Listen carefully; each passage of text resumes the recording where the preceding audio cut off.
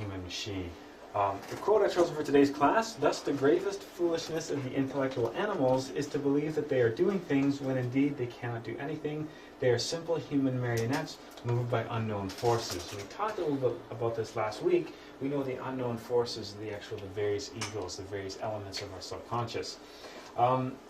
This is kind of a startling term, and this is something that Master Samael uses to describe your average human.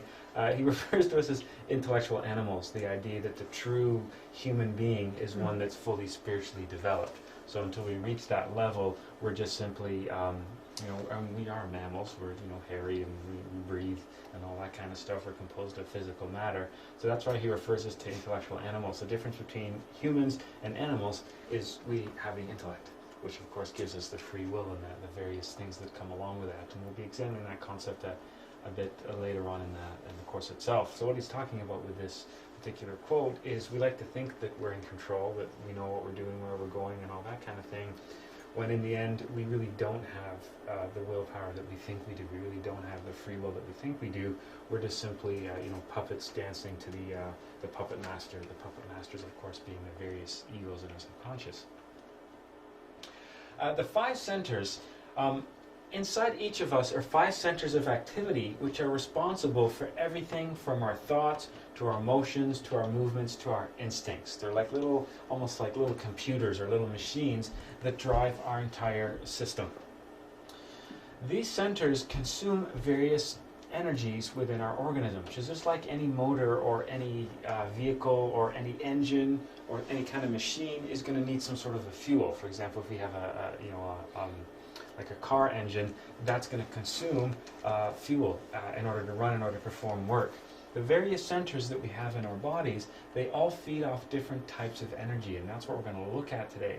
And one of the biggest problems we face is a huge imbalance of the way we use energies in our systems because we don't correctly balance, we don't correctly manage the five centers. And that's really what we're going to look at for the rest of this lecture. For example, we can think of basic types of energies that we understand. Our movements use calories. We know we have to eat food, and that food is digested, transformed into calories, which itself is a type of food energy. But we also have other energies in our body we really don't think too much about. For example, the intellectual energies, like the whole intellectual process and how it works and the field that it runs on. Another example of energies are the sexual energies, the whole sexual reproductive system and the energies that it runs on. But we'll also see today as well, we have emotional energies, and they're a different type of energy altogether from intellectual and from sexual. So let's have a look at the five centers. The first one we refer to as the intellectual center. The second one is the motor center. The third one is the emotional center. The fourth one is the instinctive. And the fifth one is the sexual. And they have a corresponding area on the body as well. The intellectual center makes sense, right? It's located in the brain. The motor center is the upper spine, the cerebellum, this section right here at the base of our skull.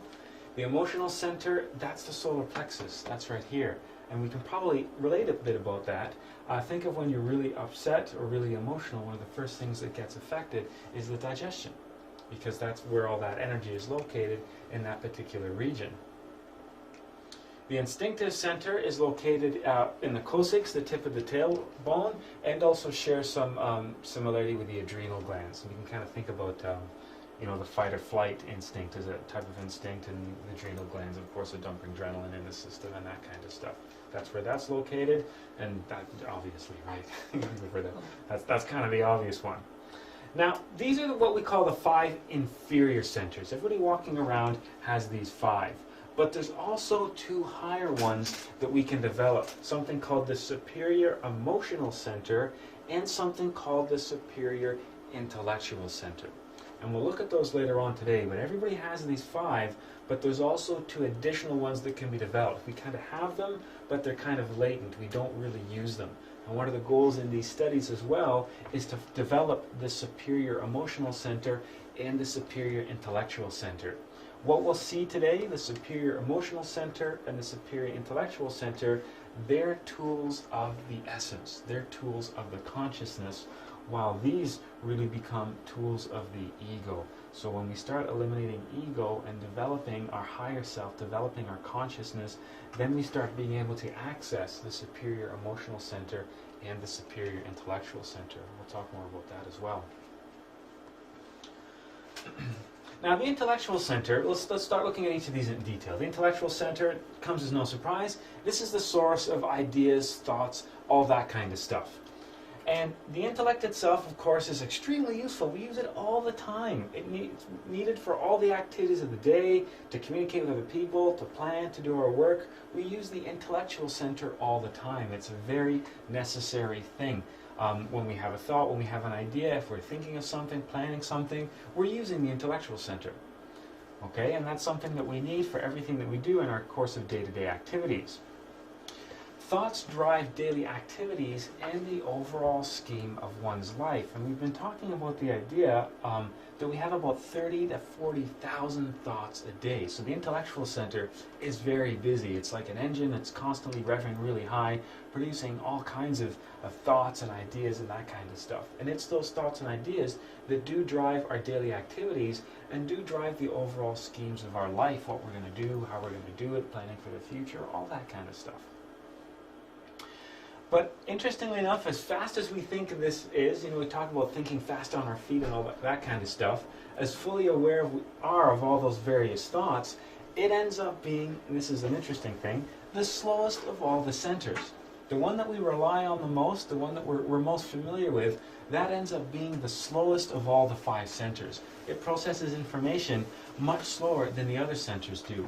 And that causes some problems that we'll examine today as well. This is a quote regarding the intellectual center. In the intellect, we have an endless train of thoughts that keep going and going. This allows no peace, and with the multitude of images that they bring, they compel each person to live their lives in a daydream, only partially seeing life and interpreting it according to our own subjective viewpoint. That's the catch with the intellectual center. As useful as it is, it becomes something that we have very little control over. If we've already experienced that, if we've tried meditating and discovered how hard it is to actually stop and slow this center down, it becomes so overused and so overactive that it ends up becoming a distraction. And it's one of the reasons why we find our consciousness asleep, because we can't really focus in the moment because of all the stuff that's being generated by the intellectual center. It becomes a giant distraction and compels us to live with our consciousness asleep, trapped in a continual daydream, only partially seeing the reality around us and interpreting it according to our own subjective viewpoint. Because how we interpret the world relies heavily on the intellectual center, the experiences from our past, memories, inherited beliefs, prejudices, education, all that kind of stuff. That really colors our viewpoint on reality, on the world around us. Looking at the motor center now, the motor center is the center that's responsible for the physical activity. If the intellectual center is generating our thoughts and ideas, the motor center is what really controls the physical body, the various movements that we have. Now, the motor center is faster than the intellectual center. Think of somebody who can type really fast, or if you're familiar with playing an instrument. It's your hands move on your own. It's when you try to stop to think about it, that's when you make a mistake. Think of somebody that's proficient at typing. They're not having to think about where their fingers are going. Sometimes when you stop to think about what you're going to do next, that's when you slow down and that's when you make a mistake. I'm a musician myself, so I can relate to this. When you're working on a really complicated piece, they always say, stop thinking about it. Start thinking about something else and let your hands do what they need to do. Because if you try to put the intellect in place to think what's the next step, because the intellectual center is slower than the emotional center, it slows the whole process down, and you're not able to be as dexterous as you would be if you just let the motor center do its thing. Part of the whole process of practicing is training the motor center. So you can think of any physical skill, any type of athletic ability, anything from playing an instrument, typing. Really what you're doing there when you're practicing is training the motor center, not so much the intellectual center. The motor center, curiously enough, is the source of our habits, which we must study through self-observation. When we talked about self-observation, we talked about being aware of the various things that are happening in our organism. Not just aware of our thoughts, but also aware of our emotions and aware of our actions. There's so many things that we do that we're not fully aware of. I think I talked before about the idea of, we've all done this, especially if you drive. If you've had your mind really involved on something, you drive and then you get to your destination and you stop and realize, I'm already here and I don't remember a good portion of this drive, and uh-oh. And that's how a lot of accidents happen. That's an example of a habit. The motor center just does its own thing. We drive the same route to work every day, so the motor center just makes the same turns in the same places, stopping at the same intersections, to the point that we don't even have to be there anymore. Our mind can be somewhere else, and the motor center will take care of the drive for us. We waste a ton of energy when we're not aware of our movements. And this is something we'll look at a bit later today as well. We'll talk about the consequences of wasting the various types of energy. But we waste a lot of energy through the motor center. Just like that endless train of thoughts we get in the intellect, that wastes a lot of intellectual energy. It's like having a car going nowhere but idling constantly. There's no reason for that engine to be on all the time. We can relate to the endless train of thoughts that fly through our mind, and we can understand that, yeah, if I'm thinking about a lot of silly things, that is kind of a waste of energy. And, if I could be focusing on more important things. But we also waste all kinds of energy through the motor center as well. Most of us aren't even aware of the habits which condition our lives. There's all kinds of different routines and habits that we have that are really a function of the motor center. Silly little things. Like every day when we get ready, we probably do the same routine in the morning. Go downstairs, put the coffee maker on, you go in the shower, you wash your body in the same way, you grab the soap in the same hand, and we have these routines that we do over and over again. Because so much of our life is routine and mechanical, that's one of the things that allows us to not have to focus in the present moment. We don't have to be aware in that shower because it's routine. We can be worrying about work, or we can be thinking about the weekend while we get ready in the morning. The motor center and this repetition, this mechanical routine that we have, that's one of the things that allows us to be asleep for most of the day. Same thing, think of the things that we do at work. Sometimes we go into robot mode, and it's not until something out of the ordinary happens that we realize that we're not really aware. If we're walking down the street and not paying attention, we could walk into somebody or trip on the sidewalk or walk into a telephone pole or something, and it's not until that happens that we realize we were oblivious to our surroundings. We were just trapped inside our own mind. So we have all kinds of different habits, different ways we waste energy with the motor center. We have to self-observe the way we act, the way we dress ourselves, the way we walk, and pay attention to some of these patterns. Rather than being in a car driving and not paying attention, we should try being in the car and actually observing what it is that we do. Instead of on our drive to work in the morning, wondering what's going to happen at work, or thinking about perhaps a meeting that we have, or a difficult situation or a problem in our life, what we should be doing is being in the car, observing where it is we are and what it is we're doing. If everybody was in a car practice self-observation, we'd have a lot less car accidents and a lot less injuries and fatalities on the road, because we all know when we're not paying attention, when we're not in the present moment with awareness in a vehicle, that's when we get into accidents. Okay, but we have to start being conscious of what it is we're thinking, what it is we're feeling, but also what it is that we're doing. When we get ready in the morning and have a shower, it's kind of a strange thing to say, but it's a really novel concept. We should actually be there having a shower. Not being at work, not being at the weekend, not being back in the summer, but be there in that shower, experiencing the present moment, developing that consciousness, that awareness that exists in the present moment, not lost in a routine while we daydream and worry and plan and all that kind of stuff. We have to start thinking about not allowing our life to continue to unfold mechanically. The problem is we find ourselves like trains going over the same tracks again and again and again. If we really want to seek a change in our life, a positive change, then we have to break some of the routines that we have. Not only the intellectual routines, not only the emotional routines, but also the motor routines as well. We really have to look at the whole process of being human as, and this is a kind of not a pleasant thing to say, but we are very mechanical. Our thoughts are mechanical. We have the same thoughts at the same points in response to the same circumstances. Our emotions in many situations are mechanical. If I insult you, you get offended. If I compliment you, you're happy. It's an example of a mechanical reaction.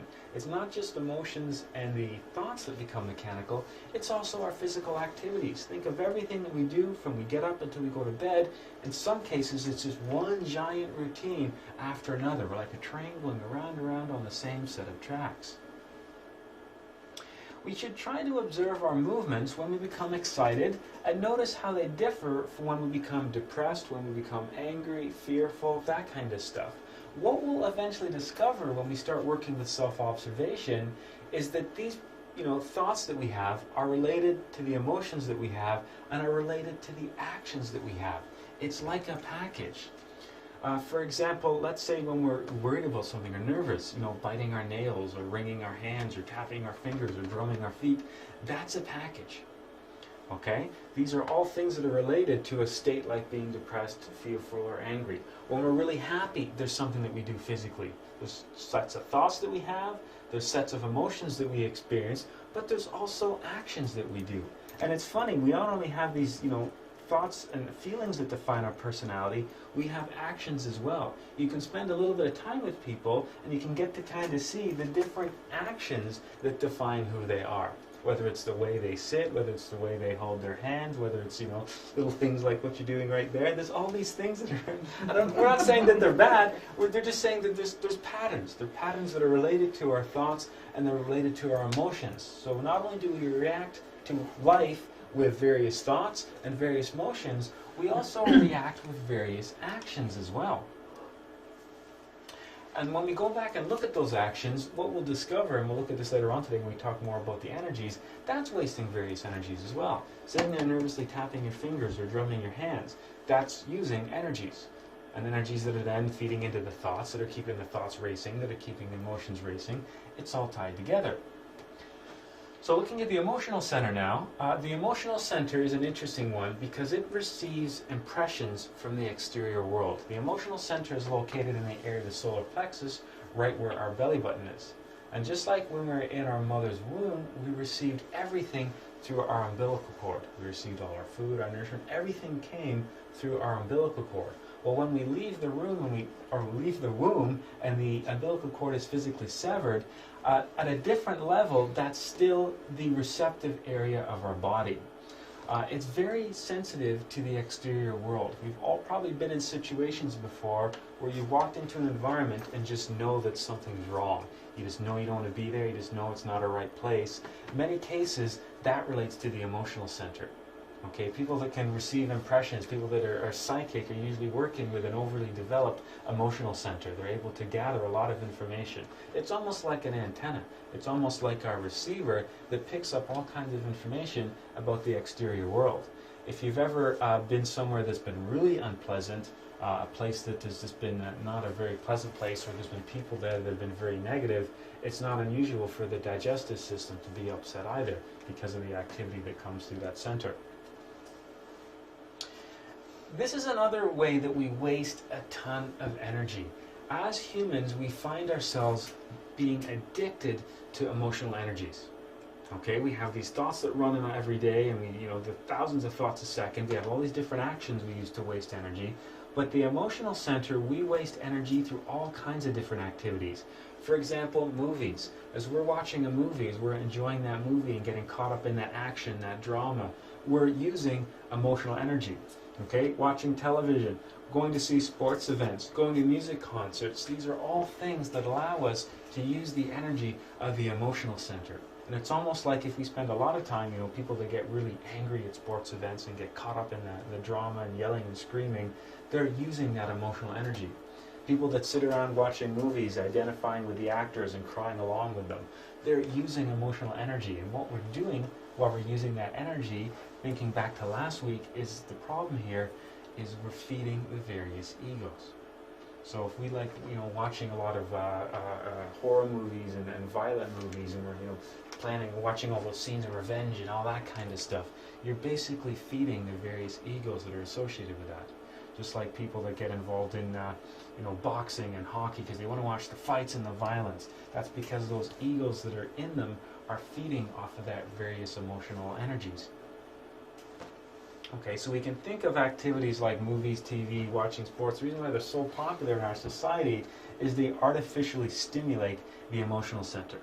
Okay, so it causes us to experience a lot of emotions, just like watching a movie and crying at the movie. Well, why would you cry over a movie? It's not real. They're actors. Of course, we all know this, yet we still want to experience that. Just like people that watch horror movies. Why would you be afraid? It's on a television screen. It's not even real, all that kind of stuff. But why is the fear still there? It's because those egos want to feed off that energy. We like doing these activities because they artificially stimulate the center, which allows those egos to feed.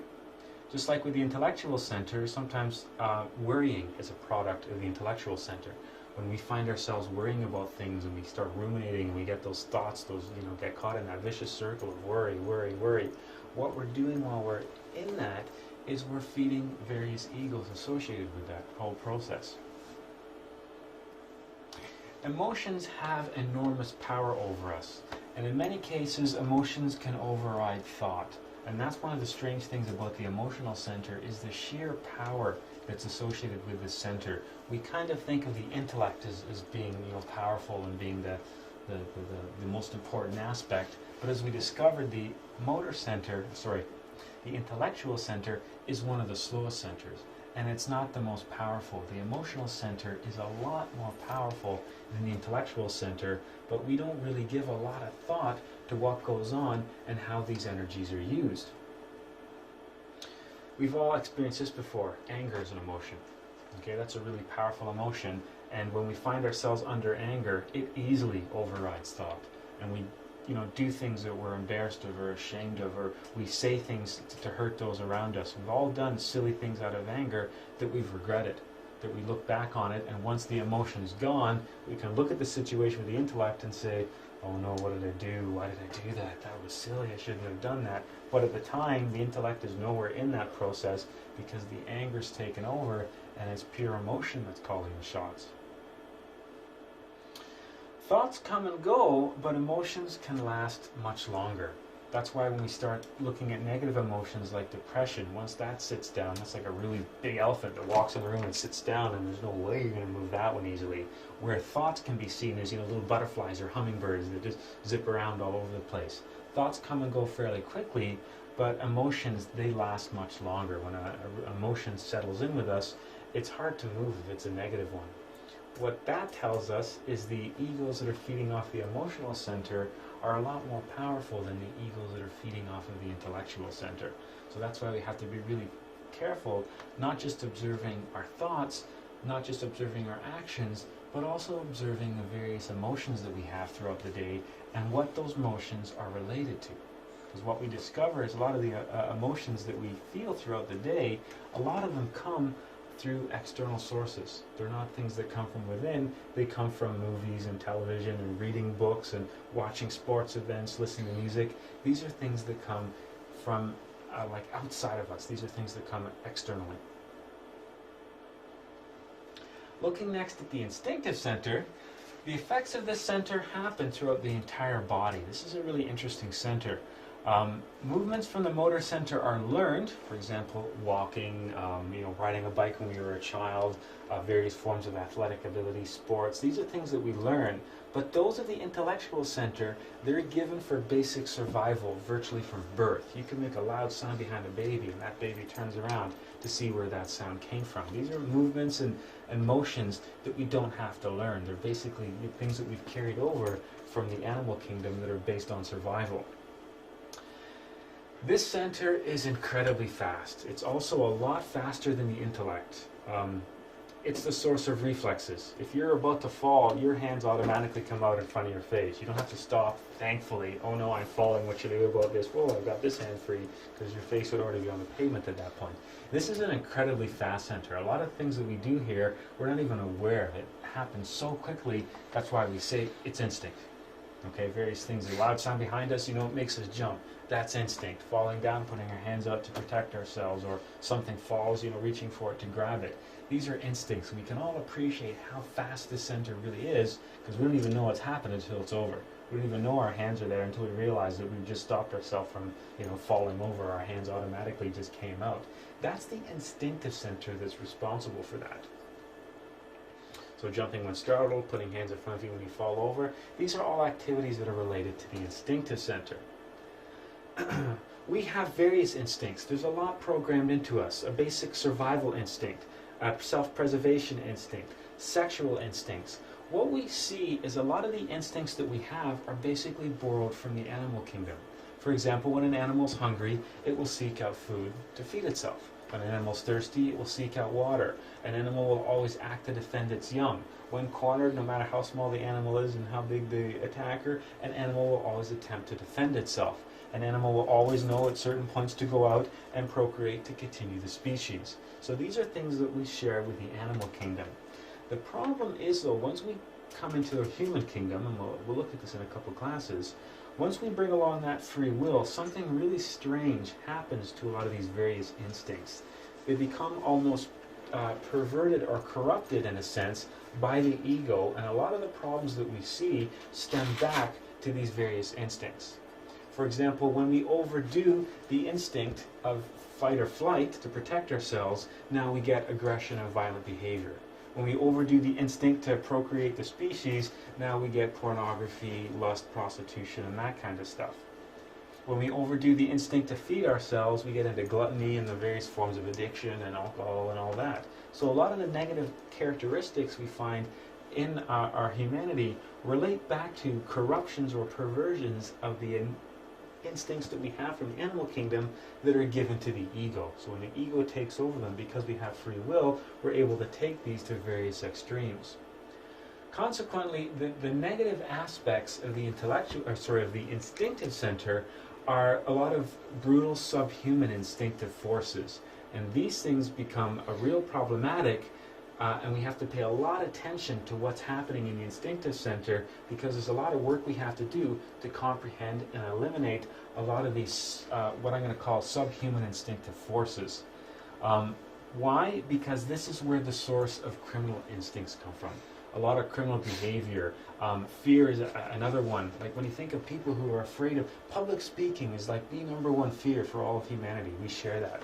What is so fearful about public speaking? But for some people, that is absolutely terrifying, the prospect of public speaking. It's not a threat to your life. It's not going to kill you. It's not going to make you sick. It's really not going to cause physical pain. Why is that so feared? Once again, the idea of it relates to egos that are feeding off of these emotions. Okay, fear is important. If there's a giant hairy monster with huge fangs and teeth chasing us, nature says we should be afraid, so we release adrenaline so we can run faster and get out of there. When we're standing, off stage about to do a speech and we're sweating and our palms are sweating and our heart racing, that is the same reaction, but it's out of place. And fear for some people can be a really problematic ego that holds them back in life. It prevents them from reaching their full potential because they don't know how to deal with this. An offshoot of fear, of course, is the various phobias. People are afraid of snakes and spiders and, mice and rats. Well, at some point in our evolutionary past, it was important to be afraid of snakes. Living in southern Ontario in Canada, it's not important to be afraid of snakes or spiders, yet that instinct is still there, and it's still used by the ego. It's still used as a way to trigger this emotion, which is a way for the ego to feed off of this energy. So the various fears that we have and the worries that are associated with those are just ways for egos to feed off of this energy. Because each of these centers can be thought of as little computers or little machines or little engines that drive our body. And the problem is, while that engine's running, the ego's coming along and it's siphoning off the fuel. And it's through the overuse of these centers that the ego is sustaining itself. And this ends up being a particularly nasty center, because some of the more negative aspects of our behavior can have their root in the instinctive center.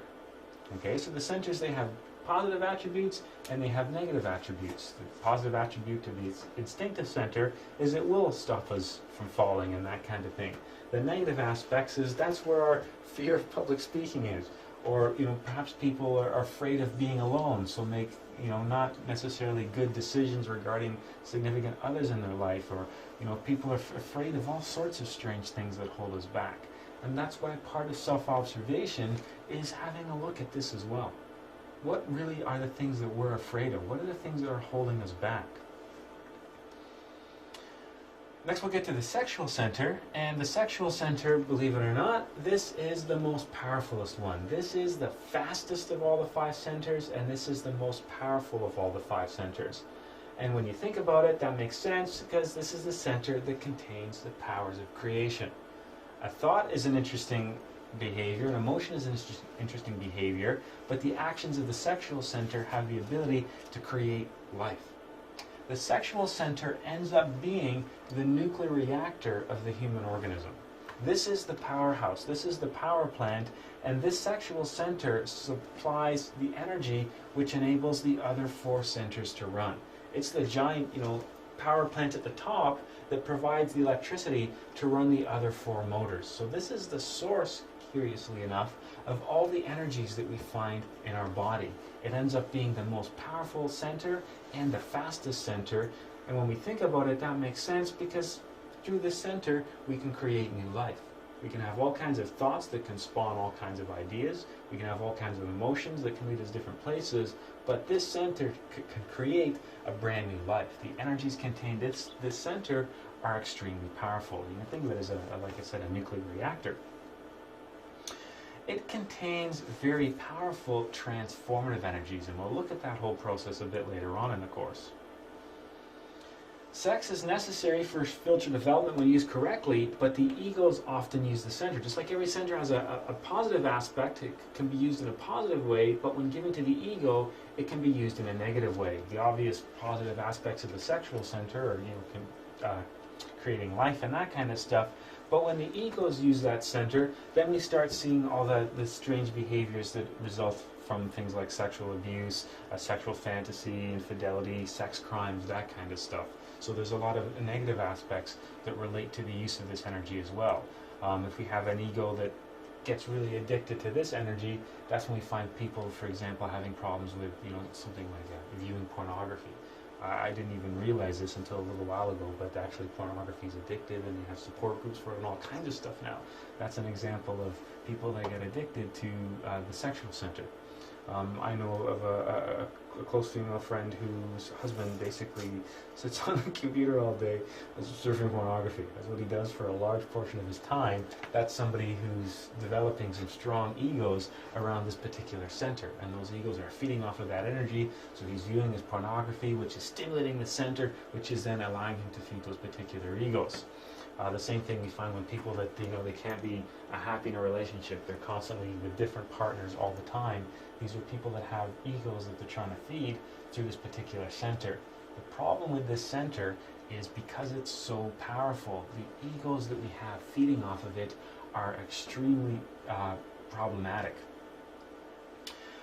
It processes information faster than the other centers. You're barely even aware of what's going on here half the time.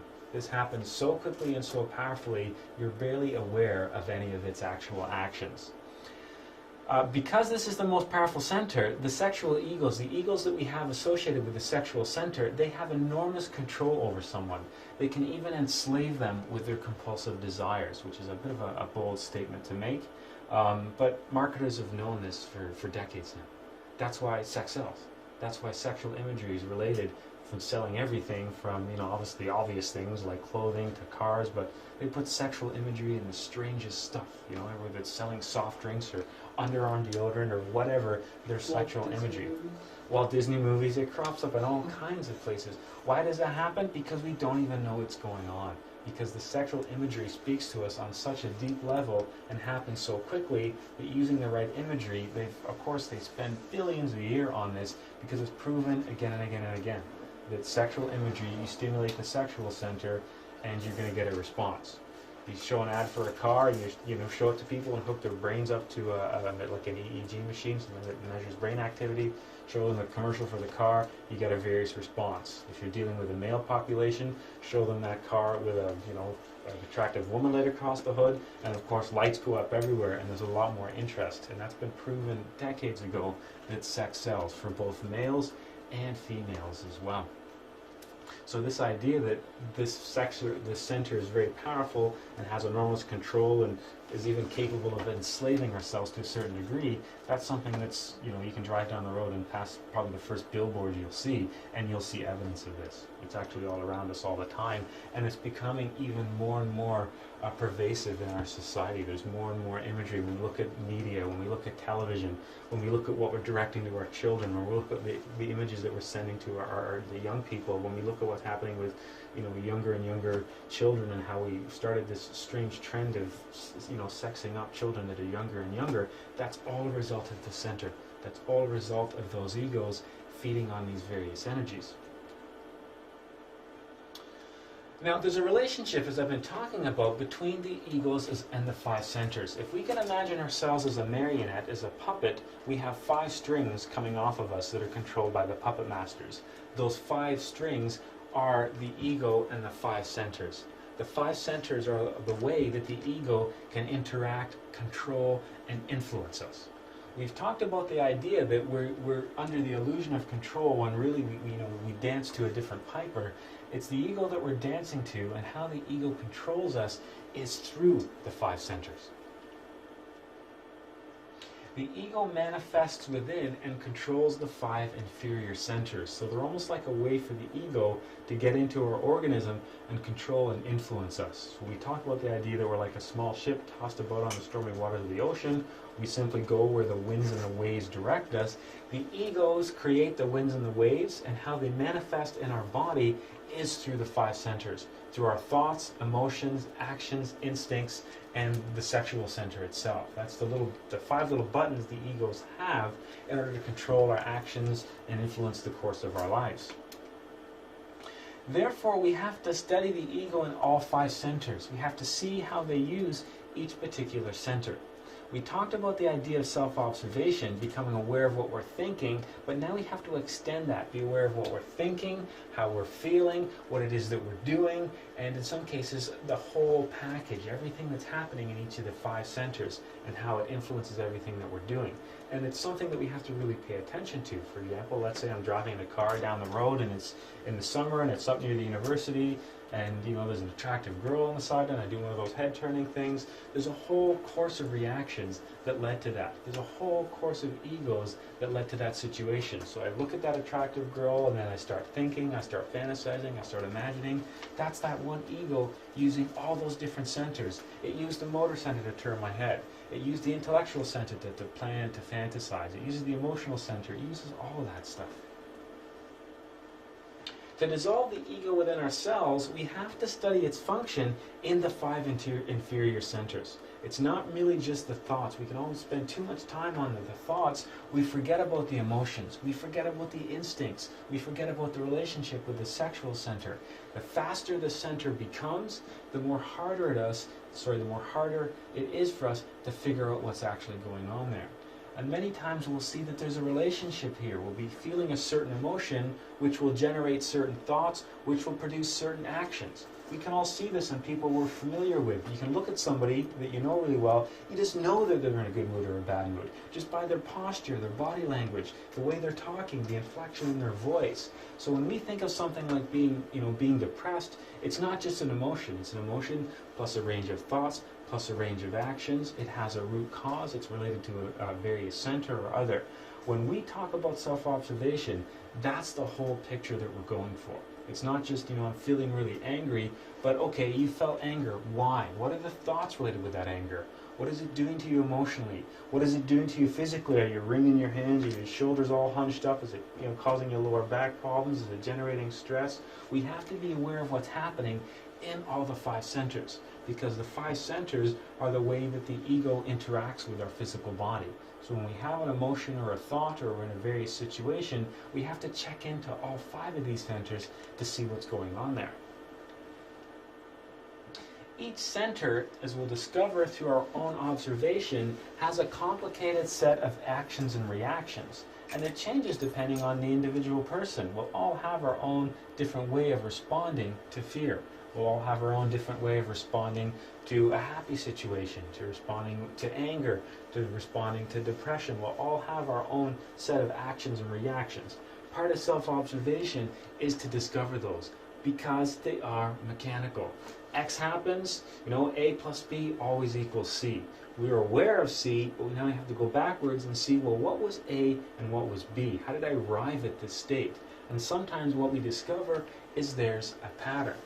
Sometimes it can be that if you have let's say that you're depressed, it can be something, like you drive by, you drive down the street and you see a couple holding hands happy. And that will generate depression. Perhaps when I'm lonely, I wish I had that happiness, I wish I had that kind of relationship. And that generates a whole set of actions and reactions that then influences your thoughts for the day, or perhaps the week, or perhaps the month. Many of the things that we have, emotions and feelings and thoughts, they're simply a reaction.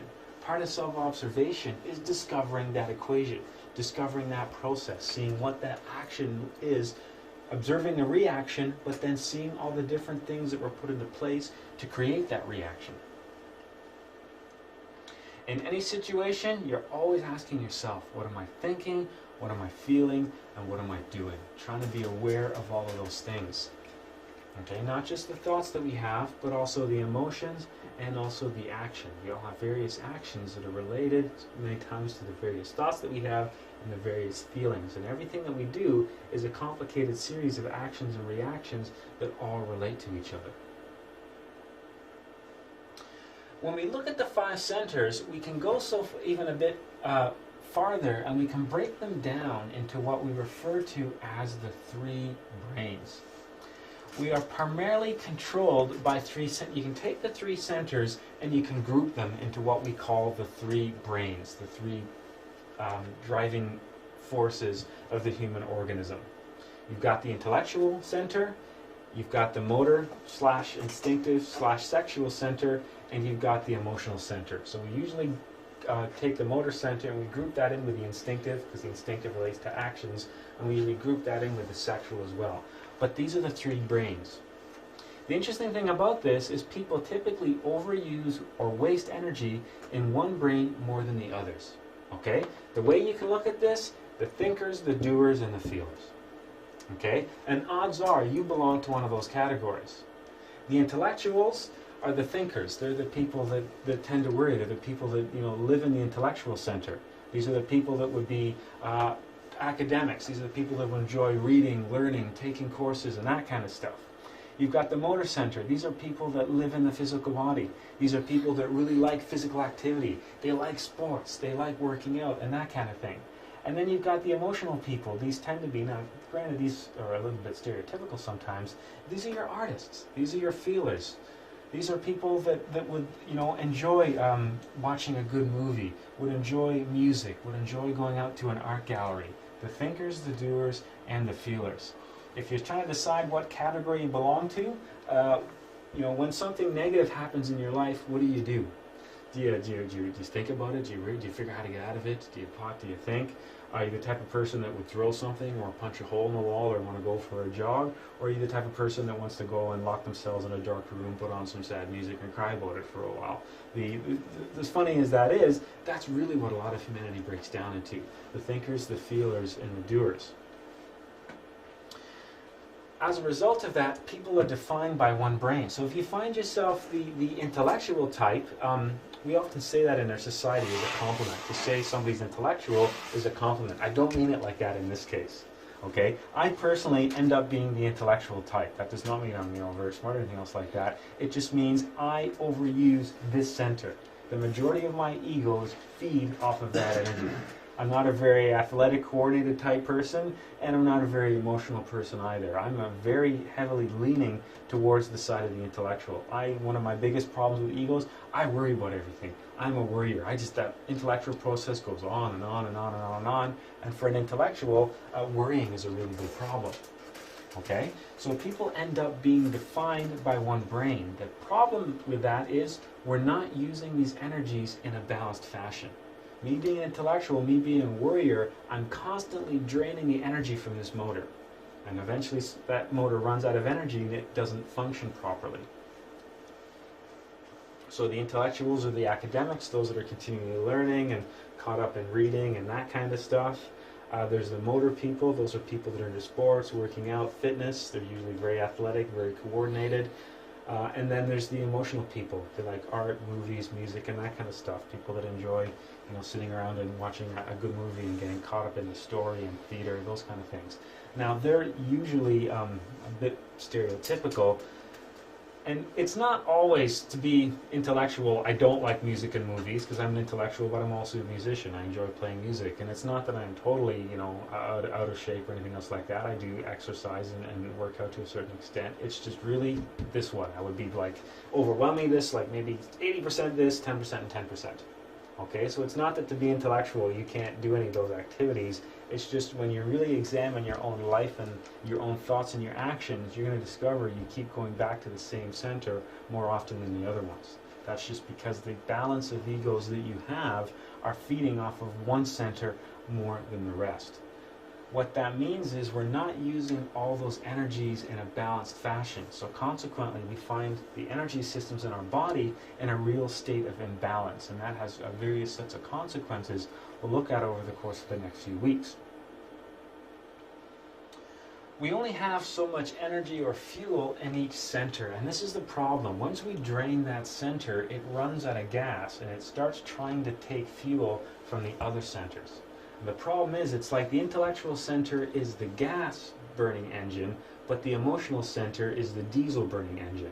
And what happens is when we run out of gas, we try to put diesel fuel in the regular gas-burning engine. And if you tried that with your car, you'd have all kinds of engine problems. It's the same thing in a human. When we run out of the intellectual energy, we start taking energy from other centers, which creates a real imbalance. Next thing you know, you've got sexual energies in the intellectual center and emotional, and it's all mixed up and it's all over the place. That process can go so far as producing physical death. If we keep overusing one center and waste all the energy contained there, one of the implications of that is an earlier death dying earlier than we needed to die. There's all kinds of physical consequences as a result from overusing the three centers or the three brains. To live correctly, we have to balance the energy between all centers. We have to equally use the emotional, the intellectual, and the motor centers. We have to balance the way that we use those energies.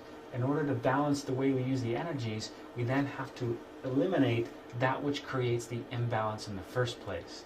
That which created the imbalance was, of course, the ego. The intellectual center with the constant worrying and plotting and the planning, those are the egos which are feeding off the intellectual energies.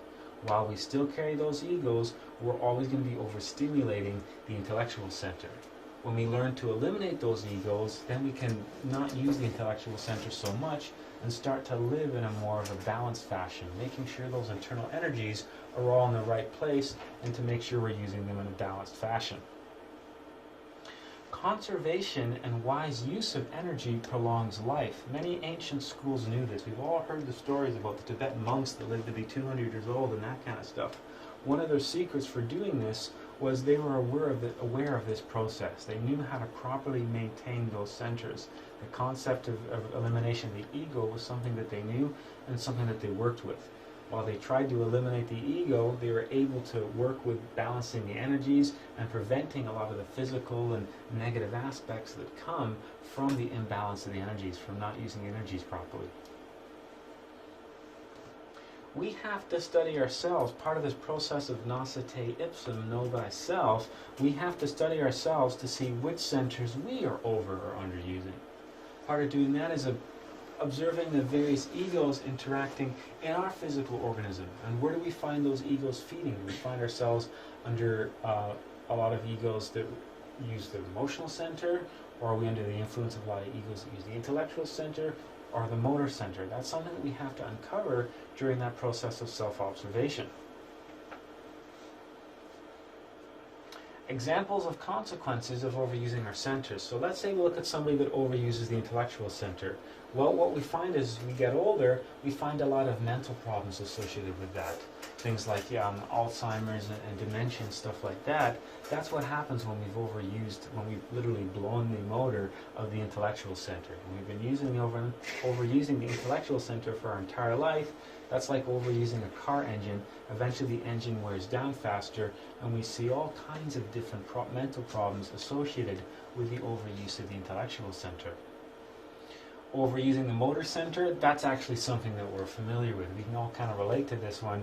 When we overuse the motor center, that's when we start getting into physical ailments, various forms of paralysis, joint troubles, all kinds of stuff. And that's typical of people that, do lead an overly active life. People that, do spend a lot of time doing things like weightlifting or, long distance running or biking. If they're not careful, over time they end up causing all kinds of damage to the joints. This one kind of makes sense, we can relate to. But just like, the same process that's happening here by wearing down those physical joints, well, we can wear ourselves down mentally as well. Emotional, overusing the emotional center, that's a common symptom of overusing the emotional center. Various forms of depression are a result of just constantly depleting the energies in the emotional center, constantly feeding those egos, and the end result when we're drained emotionally, depression is a huge problem there, and that's something that we can see becoming, they're referring to it as the new epidemic in our society is depression, and that the prescription of drugs for treating depression, because there's a lot of this going on with television and with music and sports events and all that kind of stuff. We become very addicted as a culture to the emotional energies. When we look at all these centers, the emotional center is the hardest one to control. The motor center is pretty easy to control. You just don't do anything. So if you find yourself in a situation where you're constantly overusing the motor center, that's easy. Pick up a different hobby. That's kind of something you can relate to. The intellectual center, that's harder to control, but it is possible. Part of the process of meditation and learning how to meditate is all about controlling the center. It's difficult at first, but with practice, we can control the intellectual center. We can turn it off. Just like we could, control the motor center by sitting down on the couch, we can control the intellectual center through meditation. That's the whole process of meditation. There's a good chunk of that devoted to controlling the intellectual center. The emotional one, that's difficult. It's not simply as easy as, blanking your mind and remaining motionless. The emotional center is a bit harder to control. Okay? The motor is easy to control, intellectual is harder, but can be dominated with meditation as an example. But the emotional center is a bit more difficult to control. Okay, I have a question. Yes? The emotional center, I thought the ancestor of every emotion was a thought. The ancestor of every emotion was a thought. Not necessarily. Not necessarily? No. When you start looking at how the different egos interact, they can be, in some cases they are related, as we'll see. And if you get observing yourself, sometimes the thought comes first, followed by the emotion, followed by the action. Sometimes the emotion comes first, followed by the thought, followed by the action. Sometimes they're all tied together. But there's different egos that are associated with each of those centers. Okay. But we'll see later on, oftentimes the egos in some situations can actually work together to create all kinds of various effects.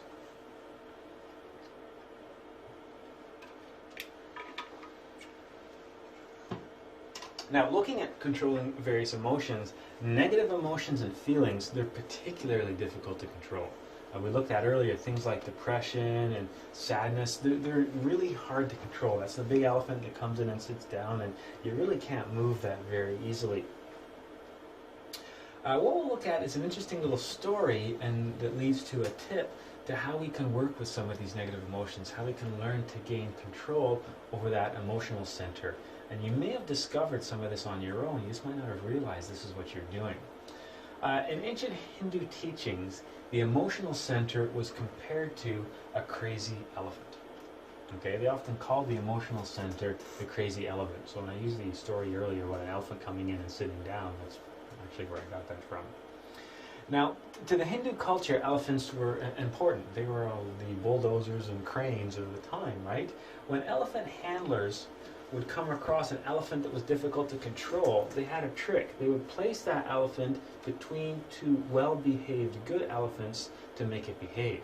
So they used to use elephants for lifting weights and moving trees and all kinds of stuff. So let's use the stereotypical example of elephants ripping trees out with their trunks, pushing trees over. Every once in a while there'd be an elephant that wouldn't do what it was told. They would call that the crazy elephant. It would misbehave, it wouldn't pull its trees, it would run around all over the place. The ancient elephant handlers, the people that would train and deal with the elephants, they knew a trick to make that elephant behave. They would have their two good elephants, and they'd put that bad one right in between. And the bad one would look beside it. Oh, that's pulling out a tree. Oh, he's pulling out a tree. I guess I'm supposed to pull out a tree. And he'd do what he was told and stop misbehaving. So that was the story of the elephant handlers. Believe it or not, in that story is a trick for how we can learn to work with our negative emotions. We have to control the emotional center with the intellectual and the motor centers. We have to put our crazy elephant between our two well-behaved elements. This is the one we hardly have any control over. This is the easy one to control, and this is the other one that we can control as well. So by understanding how to control these, it can lead to controlling this one. If we find ourselves identifying with negative emotions, let's say we find ourselves depressed or angry or worrying or something like that, the way we look at this is we should lie down in bed or lie down on an easy chair, relax, and make our mind go blank, which is the same thing as sitting meditating. So if we find ourselves, overly depressed or under the influence of a negative emotion, you want to bring up the two good elephants. So step one is basically control the motor center. Slow the motor center down, which you could just by simply lying in bed. Step two is slow the intellectual center down. To slow the intellectual center down, you could focus on meditation. The end result of that is lying down and relaxing, controls the motor center. Remembering that usually we have movements that accompany negative emotional states. Tapping our fingers, wringing our hands. That's helping sustain that negative emotion because it's helping feed those same group of egos that brought it into existence in the first place. Okay? Making the mind go blank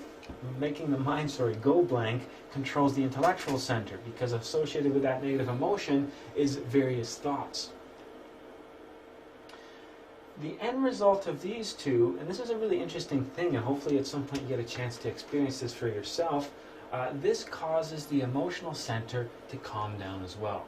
So step one, slow down the motor center. Step two, slow down the intellectual center. And then the interesting thing happens where in response, the emotional center slows down as well.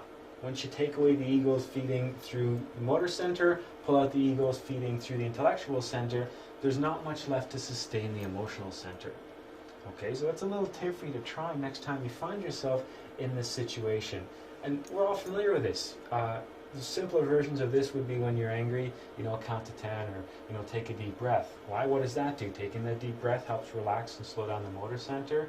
Counting to 10 takes your mind off of it onto something else to slow down the intellectual center, and result, usually you find the anger dissipates as well. So a more complicated version is this version right here. So next time you're in that situation, give that a try. What you'll find is it's actually quite effective. Lying down and meditating allows you to come back and look at the problem or look at the situation with a completely different light, which allows you to reach usually a lot more of a faster solution and a lot less problems associated with things like anger, depression, and fear. Because when you let these guys drive the car, then you sometimes end up in a completely different direction from where you need to be. But simply lying down, blanking the mind, slowing down the motor center, that's enough to slow down the emotional center so you can stay in the present moment, so you can really examine the problem or the situation for what it is and come to a proper solution rather than a solution driven out of fear or out of anger or depression or something like that. We can also use the superior emotions to control the inferior emotions. Remember, we had the 5 lower centers, but we also had the possibility of developing a superior emotional center and a superior intellectual center. We can do things that help develop that superior emotional center, which will override the inferior emotional center. The superior emotional center is a higher version that relates solely to the consciousness, the essence. The ego can't use the superior emotional center, and the ego can't use the superior intellectual center. For example, intuition is something that's related with the superior intellectual center. That's a faculty that belongs to the consciousness and is related to the superior intellectual center. The superior emotional center is something that we can use to override the inferior emotional center. What we find is we're usually under the influence of inferior emotions. We find ourselves being blasted by the media with negative news and shocking stuff. Music, movies, art, alcohol, these are things that all stimulate the inferior emotional center because these are activities that are associated with various egos. When we engage in this behavior, we're basically feeding those egos, allowing them to use those energies, which makes the ego grow stronger. So as time goes on, we end up building the ego stronger and stronger at the expense of our essence, at the expense of our higher self. Instead, try listening. If you find yourself under the influence of a negative emotion, try listening to classical music. Try doing a meditation. Try going for a walk in nature. These are activities which stimulate the superior emotional center. Just being out, going for a walk in the woods. There's lots of great trails in London, lots of great conservation areas. Simply just being around nature stimulates the superior emotional center. Listening to classical music, we'll see later on that a lot of these classical composers, people like Beethoven, these guys were awakened masters. Their music had all kinds of things coded in it, and a lot of classical music can help us to reach a different state of consciousness by stimulating the superior emotional center. Okay, so simply instead of listening to rock and roll or blues or country, these are things that, as soothing as they are, they're capable of feeding the various egos, which causes the problem to spiral. But listening to classical music instead can override the inferior emotional center, allowing this one to prevail. And then what comes with it is a different state of consciousness and a different way of looking at the problem or whatever circumstance is causing the negative emotion. Okay, so these activities will help develop the superior emotional center. And that's why one of the things they talk about now for children is actually playing children classical music. They've noted that it helps them learn and helps children that have attention deficit and hyperactivity disorders. And they discovered that classical music does all these wonderful things, but no one really understands why. They've just done all kinds of studies and they've noted some correlations there. But when we look at things Gnostically, we say, well, of course it's helping the children because it's developing this center. And this center is a product of the consciousness, not the product of the ego. While this center is active, you've got more of the consciousness manifesting to the individual and less of the ego. And of course, the consciousness isn't associated with things like anger and ADHD in kids and that kind of stuff. One of the goals that we have on this path is to gain control over the three brains and stop wasting the various types of energy. For an intellectual, we find ourselves constantly worrying and planning, which is wasting the intellectual energy, as an example. Remembering it is the egos which waste our energy. The nasty thing about the egos, and this is a little bit of a difficult thing to think about, they're almost like parasites. The egos are literally feeding off that energy. When you react to something with anger, that's the ego that's appearing in your physical body. That's the ego of anger taking hold of the steering wheel of the car. Remember, the car is your personality, your physical body, and that's the ego saying, this is what we're going to do. We're going to do like this, this, this, and this, whether that's, say angry words or lash out or something like that. The whole time we identify with anger, we feed the ego of anger. Every time we identify with an ego, we're sustaining it. We're feeding it. It's like a big angry dog that we keep in the backyard that we're afraid of, but every day we throw a steak. So the dog gets bigger and stronger and meaner. And that's what happens from lifetime to lifetime. And we'll see later on, when I think it's next week's class, we'll look at how we've been carrying these egos for lifetime after lifetime after lifetime, allowing them to grow bigger and bigger and bigger along the way at the extent of our essence, our consciousness, our higher self. The egos which waste our energy because they're feeding on it. Every time we identify with a thought, an emotion, and a feeling or whatever, we're sustaining them, we're feeding them. We have to balance the use of the three brains to conserve the energies properly. And there's a whole process of this that we'll look at through the development of this course on conservation of the energies, balancing the centers, which not only is better physically and help our physical health, but also it's a better thing to do spiritually as well. So this is your homework. Pick a time during a routine activity. So something that you're going to do every day, whether it's your morning routine, and be fully conscious of your actions. Be in the moment and do nothing mechanically. Okay, so you could say, okay, when I get ready in the morning, when I do my morning routine of coffee, shower, shave, whatever it is that you do, you could say, I'm going to be conscious for this. It could be multiple things throughout the day. Tying your shoes. Or sorry, not tying your shoes. Another silly one, going to the bathroom. Okay, washing the dishes. If you're washing the dishes consciously, and as silly as this sounds, I mean I am picking up the plate, I'm putting it in the sink, I'm washing it, I'm rinsing it, I put it in the rack, I'm going to get another one. It seems like a silly thing to do, but that's better than, oh, what am I going to do at work tomorrow? I'm really not looking forward to this weekend. Going through everything in a routine. Okay, a really good one, which I wish everyone would do, is how about driving to and from work? Maybe that's your assignment. When I'm in the vehicle, when I'm sitting behind the car, I am conscious. I'm in the present moment. I'm not identifying with a thought. I'm not thinking about the past. I'm not going into my memories. I'm not worrying about the future. I am here in the now, living in the now, the eternal instant, being aware that I am in the car, being aware of the car, being aware of everything around you, being aware of what's in your mirrors. That's a great activity to practice being conscious, to not being a robot. And it's a strange thing to say. We don't want to think of ourselves as robots, but so much of our day is routine. There's so many aspects of our life that are mechanical. One small instant a day of living consciously has amazing impact on the course of our life. When we act in the present moment, when we wash the dishes and physically be there, what we're doing, it's like exercise for the consciousness. Okay, and over time, the consciousness will grow and develop. Okay, just like if you want to lose weight, you exercise a little bit every day, and next thing you know, a couple months have gone by and you've lost a bunch of weight. It's the same thing as working with the consciousness. You pick a time during a routine activity to be conscious, you do that every day. Over time, you're slowly developing that consciousness. And what you discover is you spend less time identifying with egos. When you have things like anger and other emotions trying to manifest, you have more control over that. You don't identify with the ego as easily. You're able to stay in that present moment. So that's your homework for the next week. Something you're going to do every day. It doesn't have to be very long. Something like driving to work, something like getting ready in the morning, something like doing the dishes or tying your shoes, something you're going to do at regular points, and that activity for you is going to be a trigger. It's going to be, I'm going to be conscious in this moment. I'm not going to identify with the thoughts that show in my mind. I'm not going to identify with the images projected on the screen in my mind.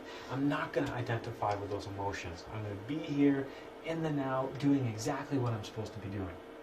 And if you develop that practice enough, it leads to all kinds of different revelations. One of the first things you notice when you try to be conscious is how much of a force the ego is. It attempts to distract you more and more in crazier different ways. And that really allows you to understand a bit more about the ego. So once a day, routine activity. If everyone did this for driving, I think everyone would pay like hardly any insurance every month, and the roads would be a much safer place. But unfortunately, that's not going to happen. But driving's a good one. Getting ready in the morning. If there's something you do at work at a certain time every day, a routine activity at work, you could do that as well, especially if you're working around heavy machinery or something like that. That'd be a great time too to be conscious in the present moment, because there's a less chance of accidents or anything else like that. Any questions about that? Yeah, as far as your washing dishes are concerned, to me that is tremendously boring, and that you turn your mind off simply because you don't want to be looking at Yeah. the crap stuff. Yeah. And you trying to think of something more pleasant to pass it by. So what are you doing among them? Why am I having to do something crappy, really, when I could think of something pleasant and make the time go more pleasant? Well, we do that with all kinds of aspects of our lives, right? Where there's an activity we don't want to do, and we'll spend our time somewhere else. When you're doing that, when I don't want to wash the dishes, this is a boring, crappy thing. I got to think about the summer and the good time I had in the summer because that's more pleasant. Well, now you've gone back in the past. Now the egos and those memories are taking you back, and you're living those experiences, and your consciousness, which is in that present moment, you've forgotten all about that. But if you can stay there and be in that room and wash those dishes, that's working with the consciousness. And the stronger we develop the consciousness, the more we're going to be aware of the various egos. So simply washing the dishes, it seems like a silly thing to do, but after weeks of doing that, we've made the consciousness a little bit stronger. So next time we find ourselves under the influence of anger, rather than simply giving into that anger and saying something bad or lashing out, suddenly we go, wait a second, why am I angry? I don't need to be angry. This doesn't matter. I shouldn't react like this. There was a split second there that allowed you to reconsider that. That was the consciousness being able to speak. So when you have an activity like that, is that, I don't know if this dovetails correctly or not, but is that why some people who try to multitask have so much trouble? Yeah. Yeah, we like to think of ourselves as effective multitaskers, Yeah. but it's scientific fact that we're really, really bad at it. We like to think of ourselves, and the world does demand it, and more businesses are demanding it of their employees, and they've done a lot of studies to discover that humans are really bad multitaskers. The more you ask us to multitask, it's the jack of all trades, master of none is one of those analogies.